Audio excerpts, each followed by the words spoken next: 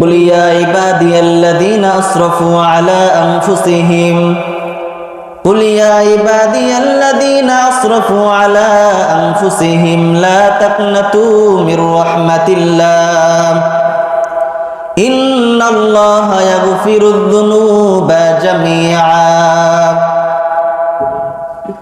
जिंदगी में बंदगी तू करना है जिंदगी में बंदगी तू करना है जिंदगी बे बंदगी शर्मिंदा है जिंदगी बे बंदगी शर्मिंदा है। वालेकुम रहमतुल्लाहि व बरकातुहू। वालेकुम अस्सलाम।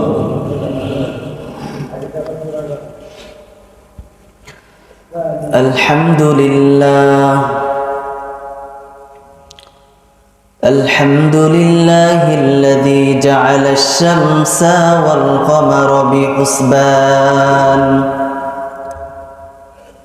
والنجم والشجر يسجدان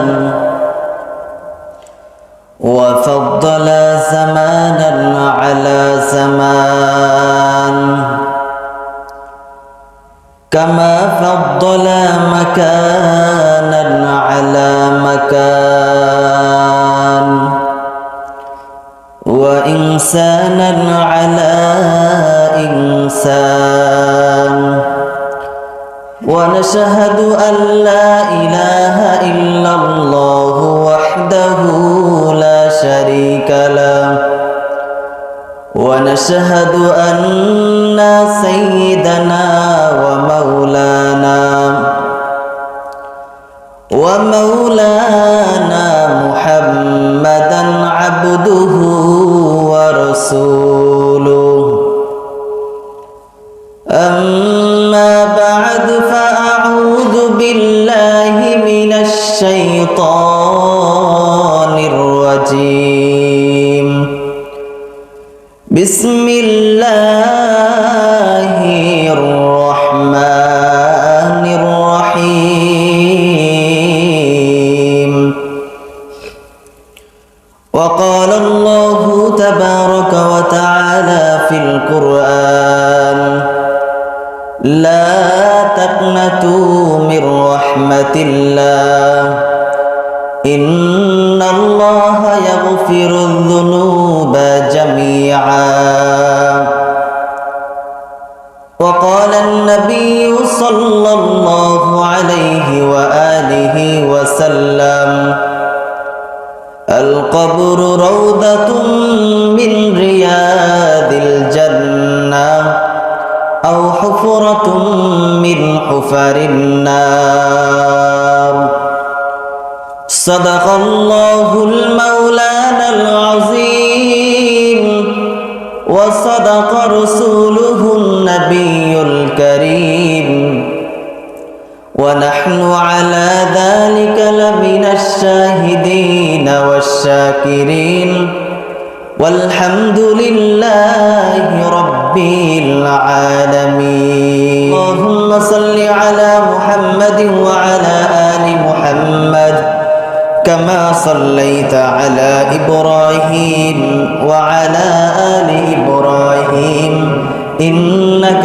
حميد مجيد اللهم بارك على محمد وعلى آل محمد كما باركت على إبراهيم وعلى آل إبراهيم إنك حميد مجيد जिंदगी में बंदगी तू करना है जिंदगी में बंदगी तू करना है जिंदगी बे बंदगी शर्मिंदा है जिंदगी बे बंदगी शर्मिंदा है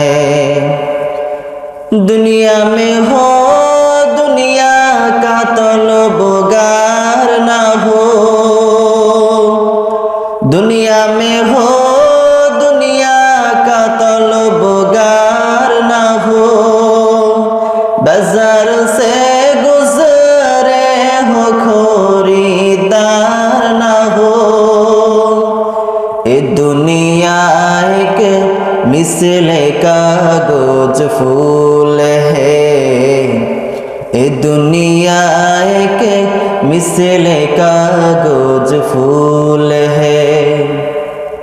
जिंदगी में बंदगी तू करना है, जिंदगी बे बंदगी शर्मिंदा है, जिंदगी बे बंदगी शर्मिंदा है।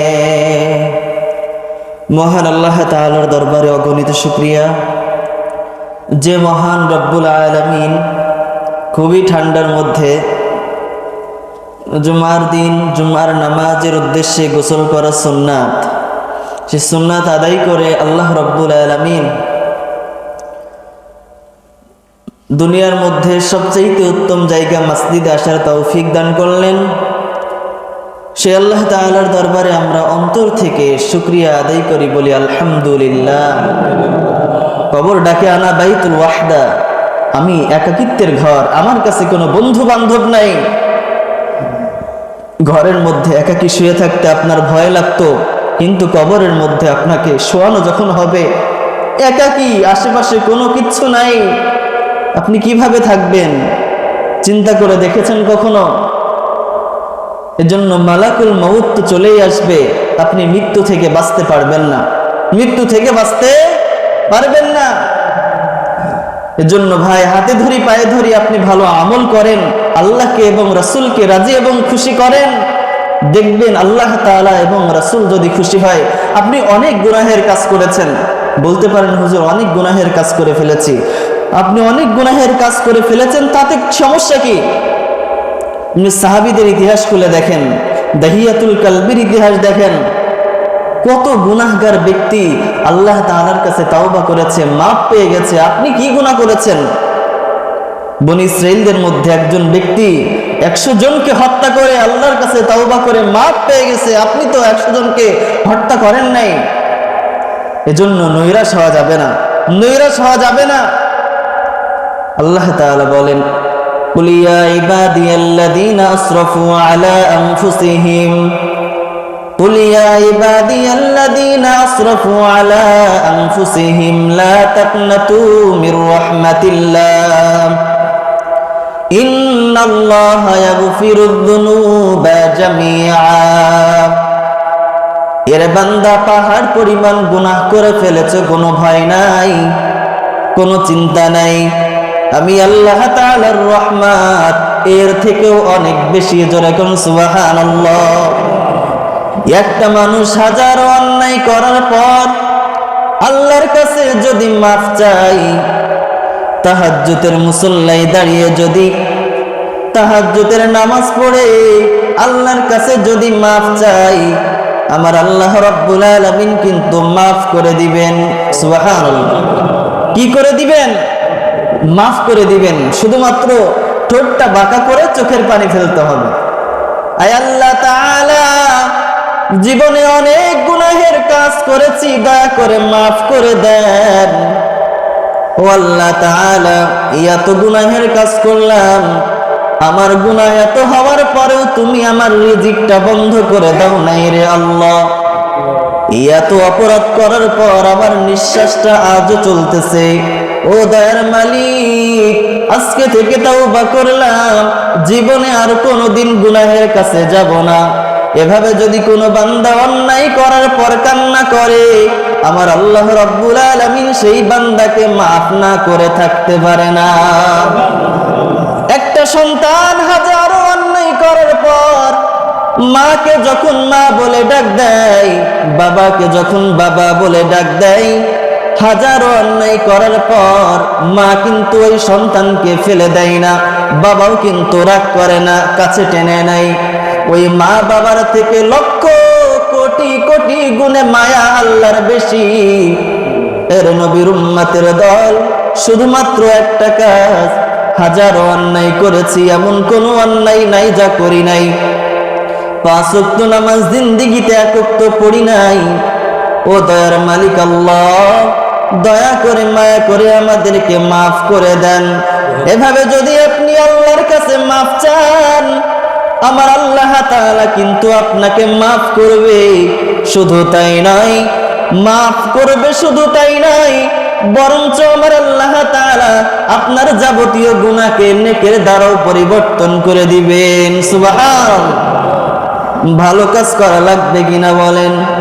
আওয়াজ দিয়ে বলেন লাগবে।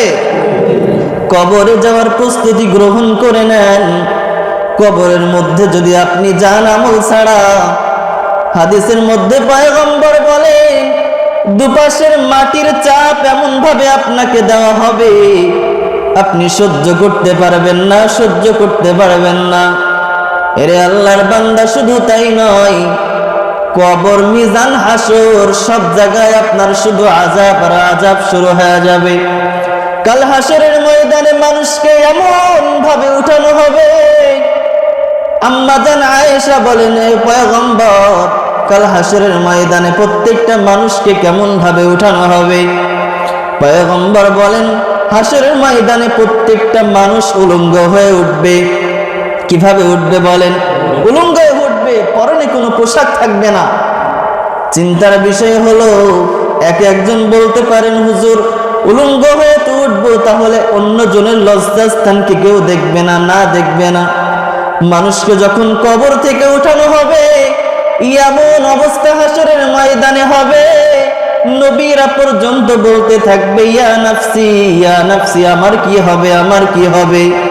সকলের দৃষ্টি থাকবে আসমানের দিকে। মানুষ এত চিন্তা পেরেশানগ্রস্ত হয়ে যাবে, কখন জানি হিসাবটা শুরু হয়ে যাবে। আপনি যদি ভালো আমল করে থাকেন, হাসরের ময়দানে আপনার কোনো চিন্তা নাই, কোনো টেনশন নাই। যদি আপনি খারাপ আমল করেন, হাসরের ময়দানে এমন আযাব আপনার শুরু হবে, আপনার এমন আযাব শুরু হবে, আমল নামা আপনি ডান হাতে পাবেন না, বাম হাতে দেওয়া হবে।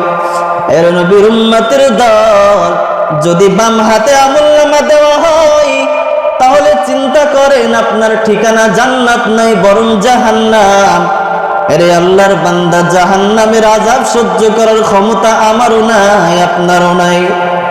দুনিয়ার জমিনে সামান্য আগুনে হাত দিলে হাতটা পুড়ে যায়, অন্য অঙ্গ ব্যথা হয়ে যায়।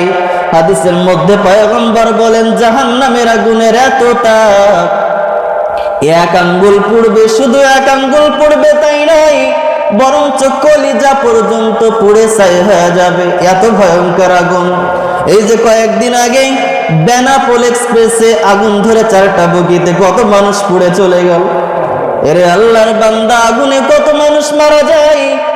তাকে দেখেন, দুনিয়ার জমিনে একটা পুরুষ, একটা মহিলা, শুধু তাই নয়, বিবি বাল বাচ্চা, কত মানুষ আগুনে চলে গেল। বিভিন্ন জায়গায় আগুনে পুড়ে মানুষ মারা যায়। এর নবীর উম্মতের দল, আমার হায়াতটা কয়দিন থাকবে আমিও জানি না, আপনিও জানেন না। আজকে জুমার নামাজ পড়তেছি, হয়তোবা কালকে আমি দুনিয়াতে থাকবো না, আপনিও থাকবেন না। কত খেলার সাথী ছিল আমার সাথে, তারা আজকে নাই। কত বন্ধু দুনিয়াতে ছিল, তারা আজকে বেঁচে নাই। আপনার দাড়িটা সাদা হয়ে গেল, আপনার হাতের দুর্বল, হাতের শক্তি চলে গেল, পায়ের শক্তি আর আগের মতো নাই। এক আল্লাহর বান্দা, বৃদ্ধ বাবা, রাস্তা দিয়ে মাথা ঝুঁকে ঝুঁকে হাঁটতেছে। একজন যুবক বলে, দাদু তুমি ঝুঁকে ঝুঁকে কি খুঁজতেছ? তখন ওই বৃদ্ধ বাবা বলে, যুবক, আমি যেটা খুঁজতেছি সেটা আজকে তোমার কাছে। এর নবীর উম্মতের দল, যৌবনটা আছে কিন্তু গুনাহের কাজ করা যাবে না। আজকে থেকে তওবা করে নেন, জীবনটা যেভাবে চলতেছে এভাবে চালানো যাবে না। গুনাহের সমস্ত কাজ থেকে বর্জন করে নেকের পথে আমার জীবনকে পরিচালনা করতে হবে। যদি আপনি নেকের পথে আপনাকে পরিচালনা করতে পারেন, আমার আল্লাহ রাব্বুল আলামিন বলেন, যারা নেককার হবে তাদের জন্য জান্নাতের সুসংবাদ দেওয়া হলো। সুবহানাল্লাহ। এজন্য নেকের কাজ করতে হবে, কবরের প্রস্তুতি নিতে হবে।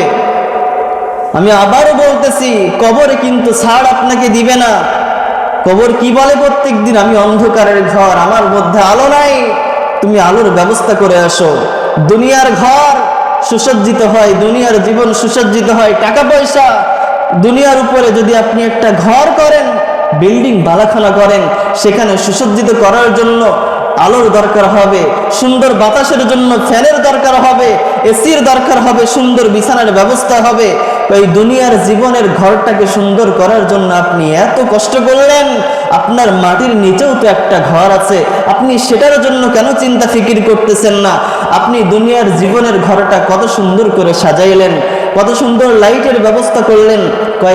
মাটির নিচের ঘরটাও সুসজ্জিত হয় কিভাবে? মাটির নিচের ঘরটাও সুসজ্জিত হয় ভালো আমল করলে। সুবহানাল্লাহ। আপনি যদি ভালো আমল করেন, আপনার কবরের মধ্যে লাইটের ব্যবস্থা হবে, কবরের মধ্যে বাতাসের ব্যবস্থা হবে, জান্নাতের সাথে আপনার কবরকে সংযোগ করে দেওয়া হবে। এজন্য ভাই কথা বেশি নয়, আমলটা বড় দরকার। আল্লাহ রাব্বুল আলামিন আমাকে এবং আপনাদের সকলকে মৃত্যুর পূর্বে কবরের পরিপূর্ণ প্রস্তুতি গ্রহণ করে কবরে যাওয়ার তৌফিক দান করেন। ওয়া আখিরু দাওয়ানা আলহামদুলিল্লাহি রাব্বিল আলামিন।